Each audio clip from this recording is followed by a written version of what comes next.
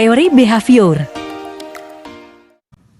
Halo rekan-rekan semua, saya Rayenda. Saya akan memberi penjelasan mengenai penerapan teori behavioristik di kelas. Sebelumnya, apakah teman-teman sudah mengetahui apa itu teori behavioristik? Jika belum mengetahui, mari kita diskusi bersama-sama. Saya mengambil pandangan teori belajar behavioristik menurut Pavlov. Pavlov ini terkenal dengan teori pengkondisian asosiatif stimulus dan respon. Pavlov melakukan eksperimen yang disebut classical conditioning atau disebut juga pengkondisian klasik pada seekor anjing. Nah teman-teman semua, pada eksperimen kali ini menjelaskan bagaimana cara untuk membentuk perilaku anjing ketika diberikan bunyi bel. Ia akan merespon dengan mengeluarkan air liur tanpa diberikan makanan. Karena pada awalnya ketika anjing diberikan bunyi bel, dia tidak merespon apapun. Jika anjing terus-menerus diberikan stimulus berupa bunyi bel, kemudian mengeluarkan air liur tanpa diberikan hadiah berupa makanan, maka kemampuan stimulus kondisi berupa bunyi bel tadi dan menampilkan respon berupa air liur akan hilang. Ini yang disebut dengan extinction atau penghapusan. Maka dapat kita simpulkan bersama bahwa teori behavioristik memiliki prinsip adanya stimulus dengan respon yang diharapkan adanya perubahan tingkah laku dari peserta didik. Kemudian, dalam penerapan teori behavioristik di dalam kelas, menurut modul teori belajar tahun 2022, yang pertama, guru harus menyiapkan atau memberi konten materi dari mulai yang sederhana sampai high order thinking skill atau HOTS secara terstruktur dan jelas. Yang kedua, guru secara aktif memfasilitasi contoh instruksi ketika kegiatan belajar mengajar. Kemudian yang ketiga, guru secara sigap memperbaiki apabila ada kekeliruan, baik itu dalam konten materi maupun pada peserta didik. Selain itu, guru juga memberi pengarahan berupa latihan secara pembiasaan sesuai dengan profil pelajar Pancasila. Yang keempat, asesmen dan evaluasi berlandaskan pada aspek kognitif, afektif, dan psikomotor peserta didik. Dan yang terakhir, guru diupayakan untuk memiliki keterampilan dalam memberikan penguatan, baik itu dalam aspek positif maupun dalam aspek negatif. Sosial kognitif. Nah, teman-teman, di sini saya akan menjelaskan mengenai teori kognitif sosial. Apa itu teori kognitif sosial? Teori kognitif sosial yang dikemukakan oleh Albert Bandura bahwa sebagian besar pembelajaran manusia itu terjadi pada lingkungan sosial.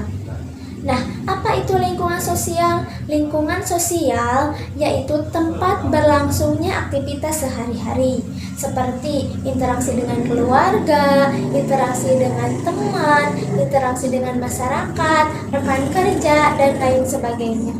Nah, itu yang dinamakan dengan lingkungan sosial.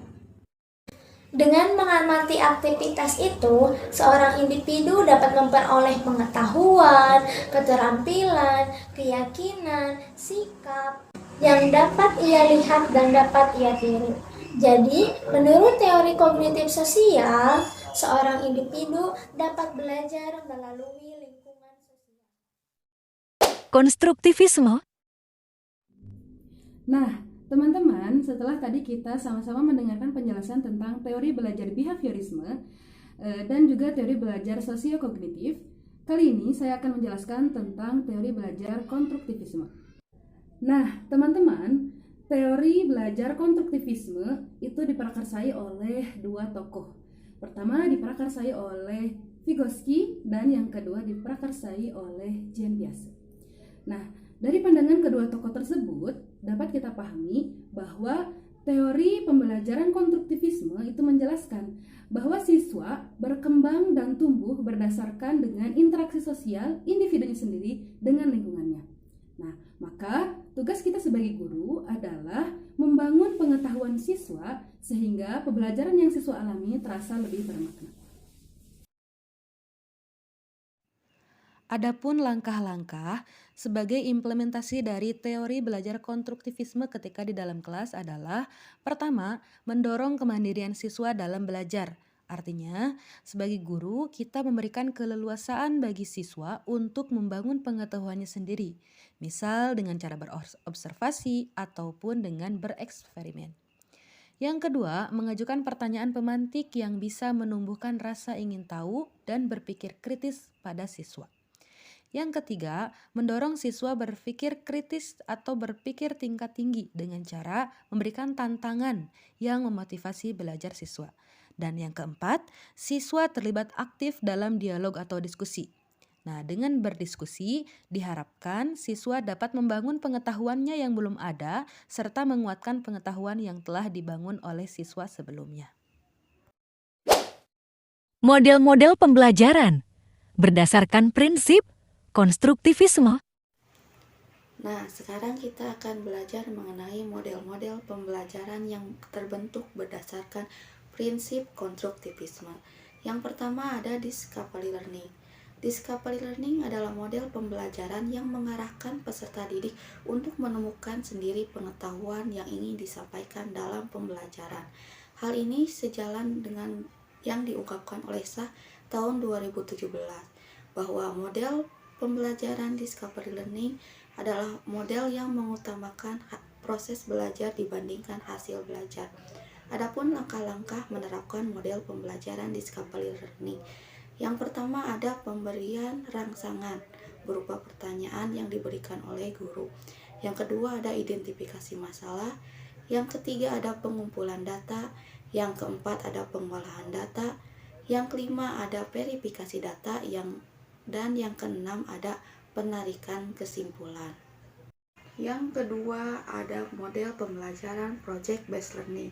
Model pembelajaran ini menjadikan peserta didik sebagai subjek atau pusat pembelajaran yang menitik beratkan proses belajar yang memiliki hasil berupa produk.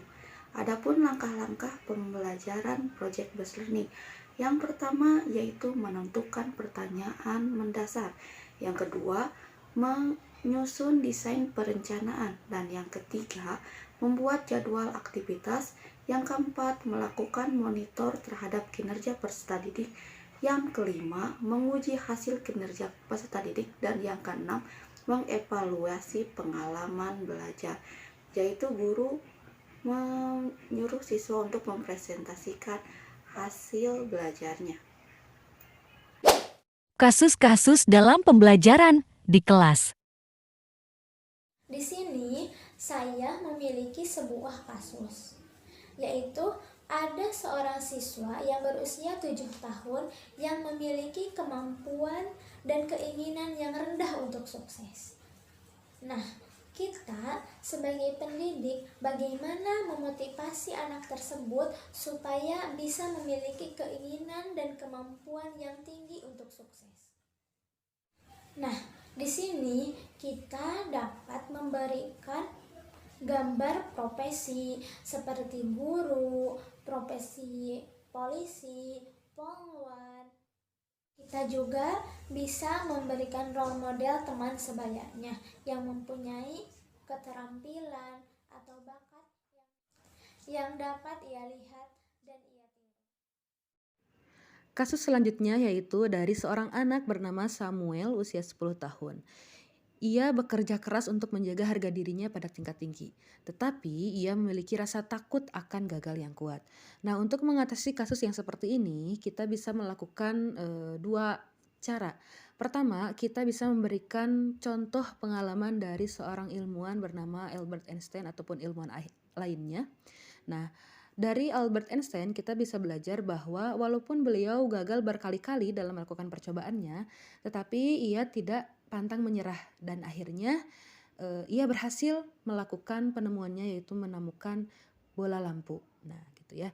Selain dengan mencontohkan dengan pengalaman para ilmuwan, kita juga bisa memberikan kesempatan kepada Samuel ini untuk mencoba hal-hal yang baru. Sehingga sedikitnya rasa takut ia untuk gagal sedikit berkurang. Ada suatu kasus, yaitu peserta didik yang bernama Sandra yang berusia 13 tahun. Dia memiliki karakter yang tenang di kelas dan selalu meremehkan keterampilan teman-temannya yang lain. Maka, pendapat saya, yang pertama, kita melakukan pendekatan pada peserta didik tersebut untuk mengetahui latar belakang dirinya sendiri, kemudian dari lingkungan keluarga.